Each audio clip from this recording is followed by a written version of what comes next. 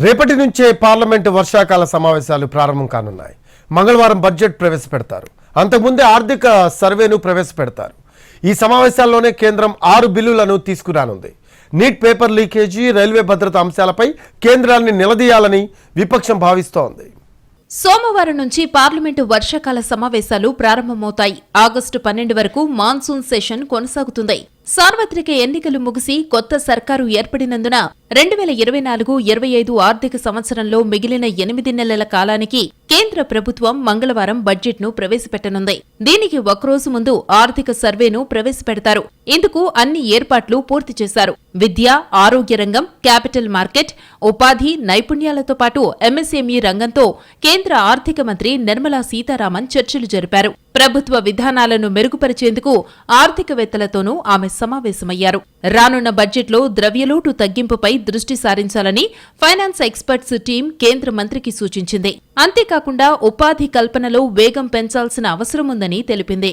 మూలధన వ్యయాన్ని పెంచాల్సిన అవసరాన్ని కూడా ఆర్థికవేత్తలు ప్రస్తావించారు. వ్యవసాయ రంగానికి బడ్జెట్లో కేటాయింపులు పెంచాలని రైతు సంఘాలు ఆర్థిక మంత్రిని కోరాయి. మునుపటి మాదిరిగానే ఈసారి కూడా పేపర్లెస్ ఫార్మాట్లోనే బడ్జెట్ను సమర్పిస్తారు. 2021 నుంచి కేంద్రం ఈ సంప్రదాయాన్ని కొనసాగిస్తోంది.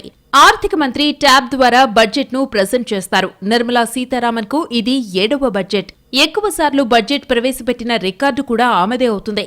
యూనియన్ బడ్జెట్ మొబైల్ యాప్లో అన్ని వివరాలు ఉంటాయి. దీన్ని ఆండ్రాయిడ్, ఐఓఎస్ ప్లాట్ఫామ్లలో డౌన్లోడ్ చేసుకోవచ్చు. యూనియన్ బడ్జెట్ వెబ్ పోర్టల్ నుంచి కూడా యాప్ను డౌన్లోడ్ చేసుకోవచ్చు. ఈ సమావేశాల్లోనే కేంద్రం 6 బిల్లులను తీసుకురానుంది. మరోవైపు నీట్ పేపర్ లీకేజీ, రైల్వే భద్రత అంశాలపై కేంద్ర సర్కారును నిలదీయాలని విపక్షం భావిస్తోంది. ప్రభుత్వ రంగ బ్యాంకుల్లోని సర్కారు వాటాను 51% కన్నా దిగువకు తగ్గించుకునే యత్నాలను అడ్డుకుంటామని కాంగ్రెస్ ఇప్పటికే ప్రకటించింది. పార్లమెంటు కార్యకలాపాలు హుందాగా సజావుగా నిర్వహించుకునేందుకు సభ్యులు పాటించాల్సిన మార్గదర్శకాలపై రాజ్యసభ బులెటిన్ను విడుదల చేసింది. సభాధ్యక్షుడి రూలింగ్స్ ను సభ్యులు ప్రత్యక్షంగా గాని పరోక్షంగా గాని పార్లమెంటు లోపల వెలుపల కూడా విమర్శించరాదని పేర్కొంది. సభ లోపల వందే మాత్రం, జై హింద్ వంటి నినాదాలు ఇవ్వరాదని, ప్లక్కార్డులు ప్రదర్శించరాదని స్పష్టం చేసింది. ఎగువ సభలోకి వచ్చే సమయంలో, సభ నుంచి వెళ్లే సమయంలో ప్రతి సభ్యుడు అధ్యక్ష స్థానానికి తలవంచి అభివాదం చెయ్యాలంటూ రాజ్యసభ సభ్యుల కోసం రూపొందించిన హ్యాండ్ బుక్లోని నిబంధనలను మరొకసారి గుర్తు చేసింది.